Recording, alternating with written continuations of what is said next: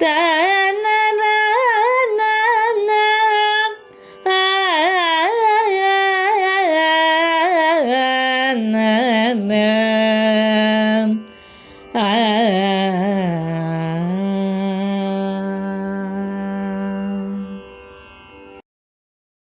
ராமானுஜாய நமக. இன்னைக்கு திருப்பாவியினுடைய 29ஆம் பாடல். சிற்றஞ்சிறுகாலே வந்துன்னை சேவித்து உன் பொற்றாமரை அடியே போற்றும் பொருள் கேளாய். பெற்றம்மே துண்ணும் குலத்தில் பிறந்து நீ குற்றேவர் எங்களை கொள்ளாமல் போகாது. இற்றை பறைகொள்வான் என்று காண்கோவிந்தா. எற்றைக்கும் ஏழேழ் பிறவிக்கும் உந்தன்னோடுற்றோமே யாவோம் உமக்கே நாமாட் செய்வோம் மற்ற நங்காமங்கள் மாற்றேலோர் எம்பாவாய். கண்ணனை அதிகாலை வேளையில் எழுந்து வந்து சேவித்து நாம் எதற்காக அவனை தொழுகிறோம்? பொற்றாமரை அடியே போற்றும் பொருள். உன் பொற்றாமரை அடிகளை நாங்கள் போற்றுவதற்கான காரணம் என்ன அப்படின்னா, எங்களுடைய சிறிய சிறிய பணிகளை நீ மதித்து ஏற்றுக்கொள்கிறாய் இல்லையா? நாங்கள் என்ன பண்ணணும்னா, எற்றைக்கும் எப்பொழுதும் ஏழேழு பிறவிக்கும், இன்னும் எவ்வளவு பிறவி எடுத்தாலும் உற்றோமே ஆகும் உமக்கே நாம் ஆட்செய்வோம். உன் கூடவே தான் இருப்போம், உன்னுடைய கேளர்களாகத்தான் இருப்போம், உனக்குத்தான் பணி செய்வோம்.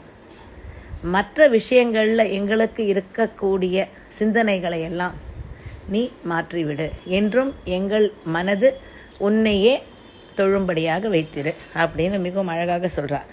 ஏன்னா ஆரம்ப காலத்திலிருந்து அந்த முதல் பாசத்துலேருந்து பார்த்துட்டு இருக்கிறப்போ பகவானை நம் அடைவதே குறிக்கோளாக கொண்ட ஆண்டாள் இந்த பாவை நோன்பினுடைய குறிக்கோளை பகவானை அடைவதுன்னா இந்த பிறவியில் மட்டுமல்ல, எற்றைக்கும் ஏழேழு பிறவிக்கும் பகவான் கூட இருக்கணுன்றது தான் அதோடைய தாற்பயம்.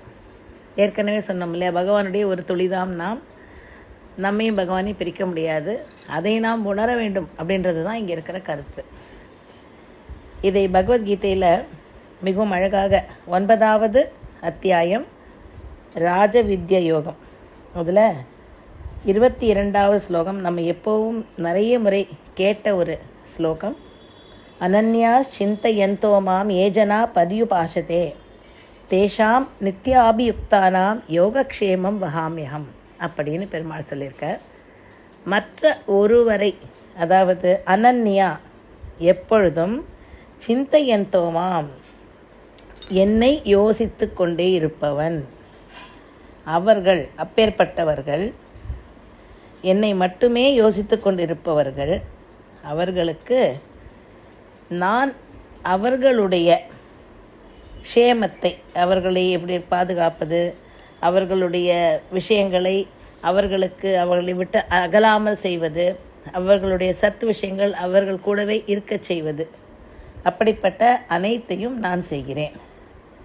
அதாவது எப்பொழுதும் மனதை என்னிடம் நிறுத்தி என்னிடம் பிரத்யேக பக்தியில் ஈடுபடுபவர்கள் இருக்கிறார்கள்.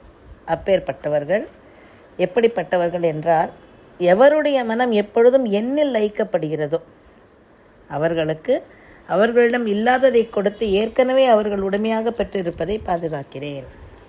பகவான் அவர்களுக்கு என்ன தேவை, பகவானே அவர்கள் அடைய என்ன தேவை அதை கொடுக்கிறார். அவர்களிடம் இருக்கக்கூடிய சத்து விஷயங்களை பாதுகாக்கிறார். அவர்கள் எப்படி இருக்க வேண்டும்? மற்ற இனம் காமங்கள் மாற்றேல்னு சொன்னால் இல்லையா, வேறு எதை பற்றியும் சிந்திக்காமல் பகவானை பற்றி மட்டுமே சிந்தித்து பகவானிடமே லயிப்பவர்களாக இருக்க வேண்டும். அவர்களை நான் பார்த்து கொள்வேன் பெருமாள் சொல்கிறார். இதுக்கு மேலே நமக்கு என்ன வேணும்? நம்ம எப்பொழுதுமே பகவானை நினைத்து கொண்டே இருக்கணும், பகவான் நம்மளை பார்த்துப்பார். இந்த சரணாகதி அப்படின்றது நாம் செய்ய முடிந்தால் அதை தவிர நமக்கு வேறு எதுவுமே அவசியமில்லை. அது ஒன்றே போதுமானது. ஆண்டாள் தங்கமன்னார் திருவடிகளே சரணம்.